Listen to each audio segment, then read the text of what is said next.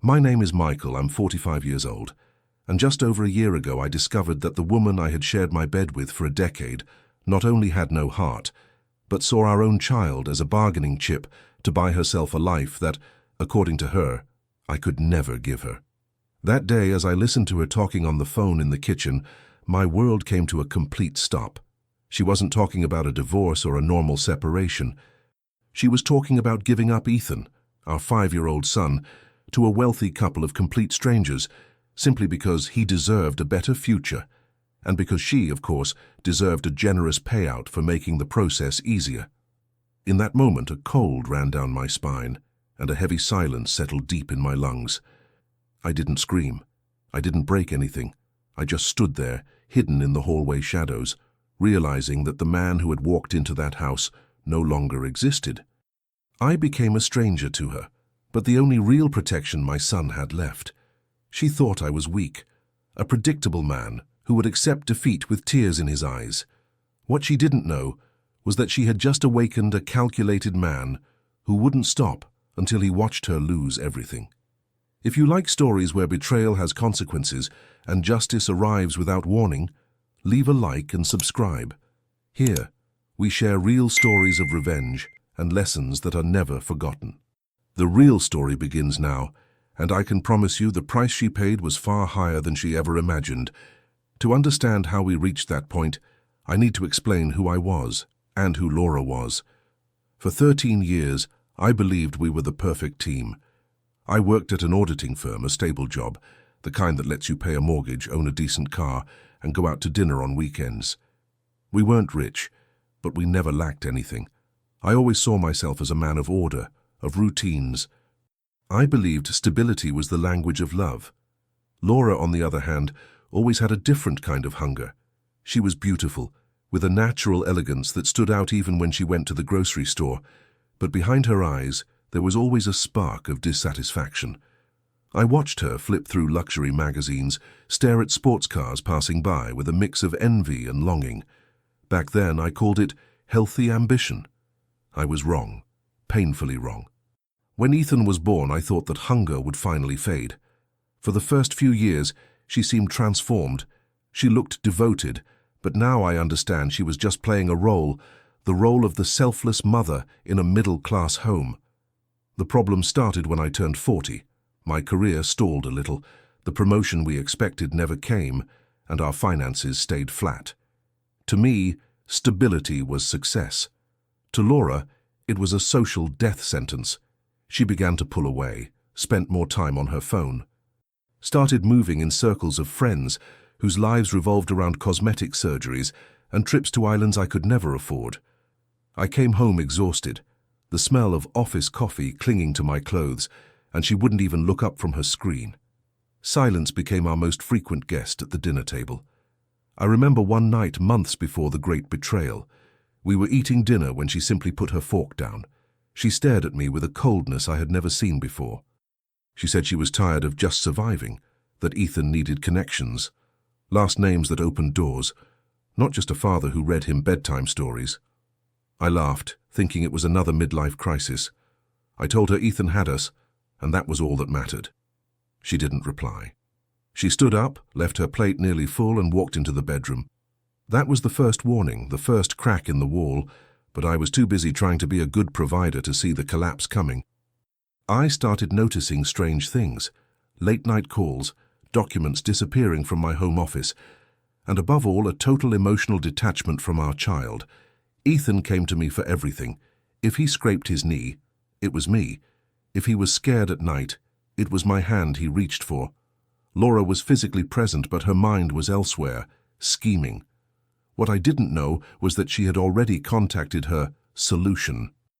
A wealthy business couple, friends of one of her acquaintances, who couldn't have children and were willing to pay a fortune for a healthy boy with good genetics, and, most importantly, a mother willing to legally give him up under the disguise of an open adoption or extended guardianship. She sold them a lie. She told them I was unstable, hiding addiction problems, a man who put the child at risk.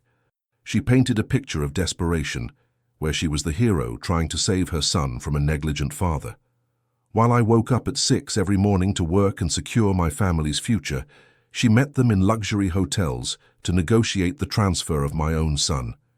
She looked me in the eye every night, kissed me coldly on the cheek, and lay beside me, knowing she was planning to rip away the thing I loved most in this world. The atmosphere at home turned icy. I felt something brewing behind my back, but my logical mind refused to believe anyone could be that vile. I thought maybe she had a lover, and in my naivete I was even willing to forgive an affair if it meant keeping the family together. How stupid I was. A man in love is blind, but a man betrayed in his fatherhood regains his sight instantly and with terrifying clarity. That afternoon, when I overheard the call, everything from the past 2 years finally made sense. She didn't want a divorce because in a divorce I would fight for custody, and she wouldn't get the money she wanted. She wanted a transaction. She wanted to erase her past with me, cash a 6-figure check, and disappear to start over somewhere else, leaving Ethan in the hands of strangers who bought affection with money. I stood there leaning against the wall, listening as she discussed transfer fees and laughed about how easy it would be to fool me. At that moment, Michael, the obedient husband, died. In his place was born the man she would soon learn to fear. The confirmation of her cruelty came 3 days later, in the harshest way possible. I was in my home office when she walked in without knocking. There were no tears, no guilt, no hesitation. She carried a blue folder and an expression made of iron. She placed it on my desk and crossed her arms. In a voice completely devoid of humanity, she told me she had made a decision for everyone's well-being. According to her, a legal contact had presented an opportunity for Ethan to be taken in by a high-level family. She didn't use the word sale, of course. She used terms like transfer of rights and unreachable opportunities. I stared at her, trying to find even a trace of the woman I once loved, but all I saw was a stranger with an insatiable hunger for money.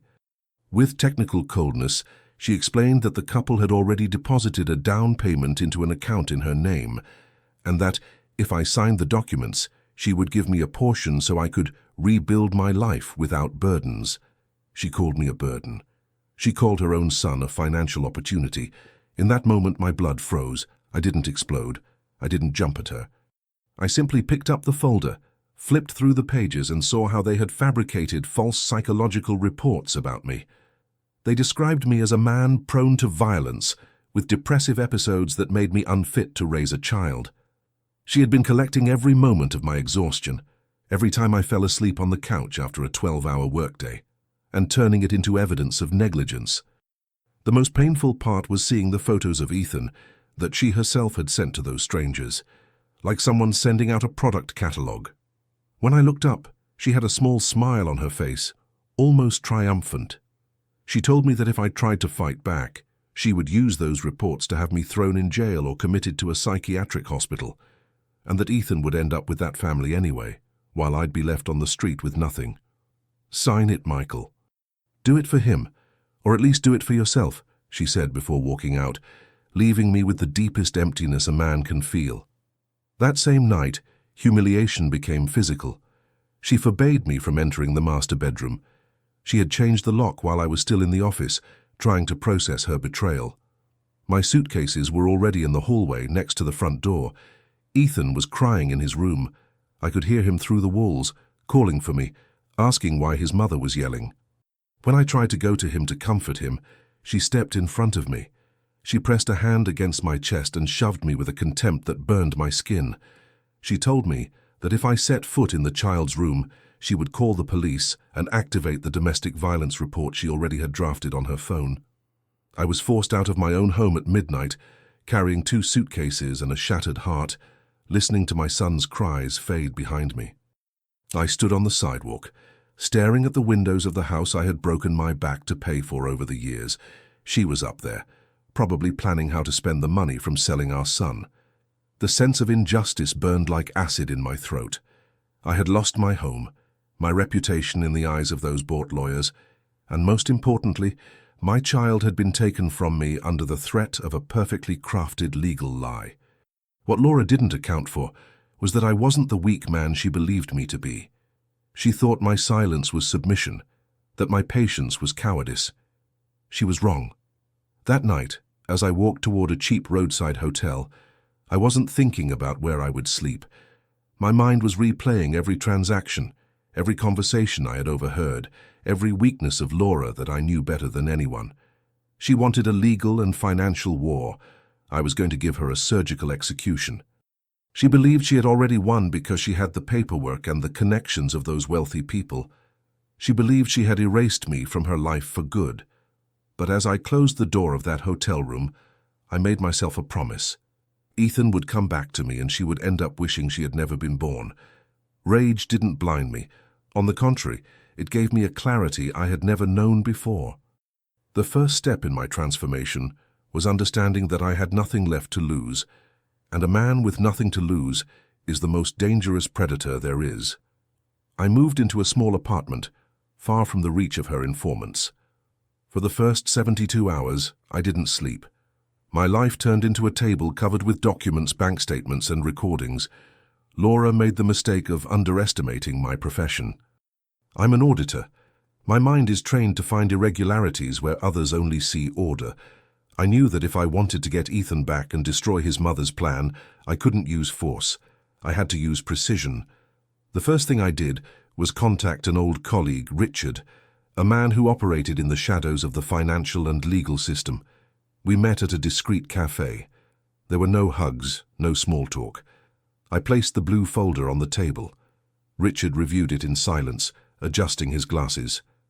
When he finished, he looked at me and said Laura had been clever, but her ambition had made her careless.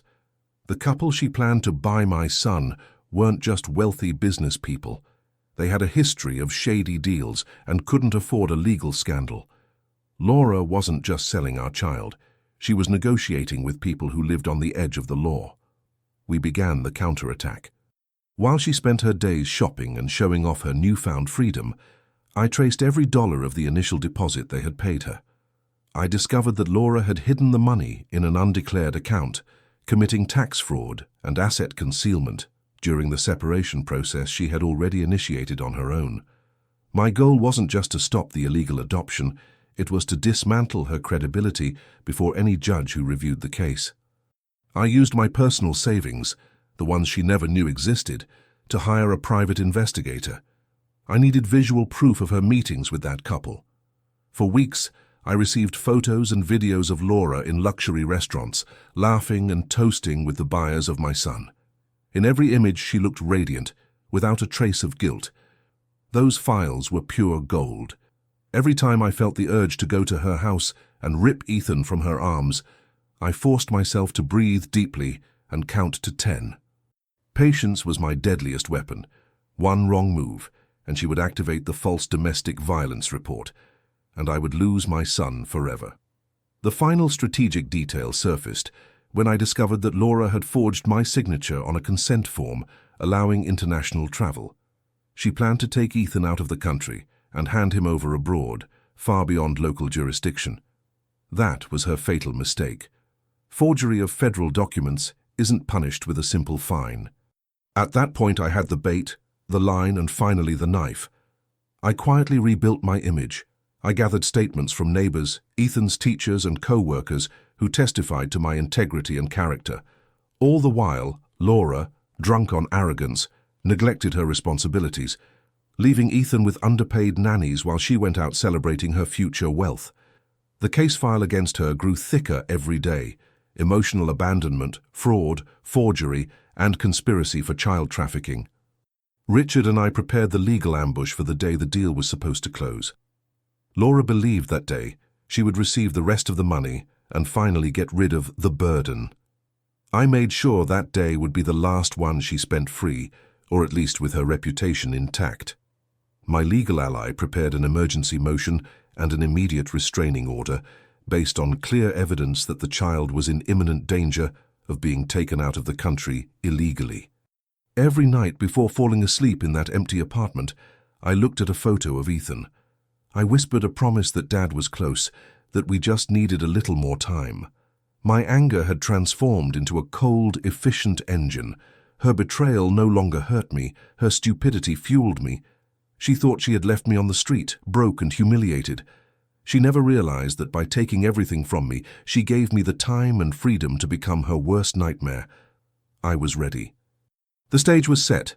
The supporting players were in position. All that remained was for her to take the final step toward the cliff I had carefully dug for her. The appointed day arrived with surgical precision. Laura summoned me to our former house, supposedly so I could collect my last belongings and sign the final papers. She had no idea I was no longer the man dragging suitcases down the sidewalk. I walked into the living room and saw her there, radiant, wearing an expensive dress, a glass of wine in her hand. The buyer couple was sitting on my couch, visibly uncomfortable, yet arrogant, with leather briefcases at their feet that surely contained the remainder of my son's price. Ethan was nowhere to be seen. She had locked him in his room, so he wouldn't interrupt the negotiation. Laura extended a pen toward me with a smug smile. "Sign this, Michael, and I promise you'll never hear from us again. It's the best thing for your wallet and for your record," she said, without even lowering her voice in front of the strangers. I took the document, glanced at it, and for the first time in months I smiled. It wasn't a smile of joy.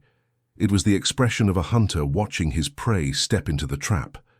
Instead of signing, I pulled out my phone and sent a text message with a single word. Now. Less than a minute later, the sound of vehicles pulling up in front of the house shattered the neighborhood's silence. The front door wasn't knocked on. It was opened with the authority of a court order. Richard walked in first, flanked by 2 police officers and a representative from Child Protective Services. Laura's face went from triumph to ghostly white in seconds.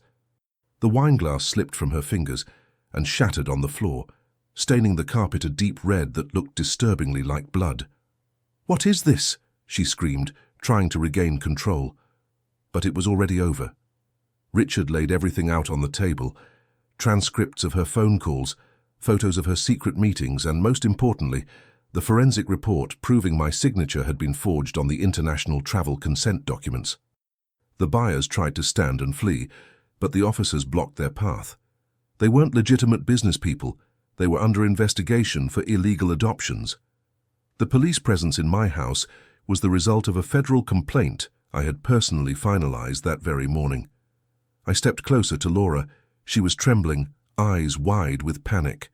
She leaned toward me, trying to whisper, to manipulate me one last time. "Michael, we can talk about this.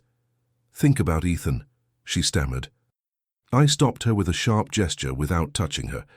"I've thought about Ethan every single second of the past few months," I replied, my voice so cold it seemed to freeze the air in the room. "And that's exactly why you'll never be within a mile of him again." The officers read her rights. She was charged with fraud, forgery of public documents, and attempted child trafficking. As they placed the handcuffs on her wrists, she began screaming, insulting me, cursing my name. Her elegance completely collapsed. She became a hysterical, pathetic woman, begging for mercy she had never shown. Neighbors leaned out their windows to watch as the perfect woman of the block was placed in the back of a patrol car, makeup smeared, dignity in ruins. I climbed the stairs slowly and opened Ethan's bedroom door. He was sitting on his bed, clutching his stuffed bear, frightened by the noise downstairs. When he saw me, his eyes lit up. No complicated explanations were needed. I lifted him into my arms, felt his weight against my chest, and knew the battle was over. As I carried him downstairs, I passed by the buyers, now being questioned by the police. I looked at them with pure contempt. They thought they could buy a life. What they had actually bought was a one-way ticket into a devastating criminal prosecution. When I walked out of the house, I didn't look back. I heard the patrol car engine fade into the distance, taking away the woman who tried to sell her own blood. My house, my furniture, and my memories with her were left behind, but my son was with me.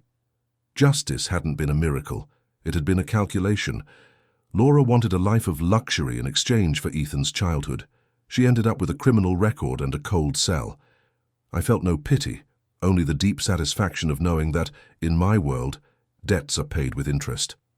And she had just gone completely bankrupt. Today, my life is very different from the one Laura imagined for us. I don't live in a mansion, and I don't fly on private jets, but every morning I have breakfast with my son, and the silence in our home is no longer filled with secrets. It's filled with peace. The legal process was long and exhausting. She tried to defend herself, hired lawyers who argued her emotional instability in an attempt to reduce the sentence for forgery and attempted trafficking. But the evidence I gathered as an auditor became her social and legal death sentence. She permanently lost all custody rights. Today, Laura is nothing more than a shadow, serving a minimal sentence and facing a legal debt she will never be able to pay. I was told she tried to reach me a couple of times through third parties, looking for forgiveness, or maybe money. I never replied. To me, she stopped existing the moment she put a price on Ethan's head. Ethan is growing up well. Sometimes he asks why his mom isn't around, and I tell him the truth in words a child can understand, that some people get lost in their own selfishness and forget how to love. My son knows his father is his refuge. I became a single father by fate, but by conviction I became his guardian. There are no fairy tale endings with rainbows in stories like this. What exists is justice. Justice is cold, it's heavy, and it often arrives when you've already lost almost all hope. At 45 years old, I understand that loyalty can't be bought and fatherhood can't be negotiated. She thought I was an ordinary man who would accept defeat to avoid a scandal. She was wrong. People often confuse patience with weakness and calm with lack of character. They don't realize that the man who watches in silence is the one who knows exactly where to strike in the end. She wanted a life of luxury at the expense of my son. Now she has a life of regret at the expense of her own freedom. I learned that betrayal changes the structure of your soul. I no longer trust as easily, and my eyes always search for irregularities in the behavior of others. But that makes me efficient. It makes me invulnerable. Sometimes the best revenge isn't revenge at all. It's watching life collect its debts. If this story felt as intense to you as it was for me to live it, leave a like and tell me in the comments what you would have done. And if you're not subscribed yet, turn on the notification bell so you don't miss the next stories.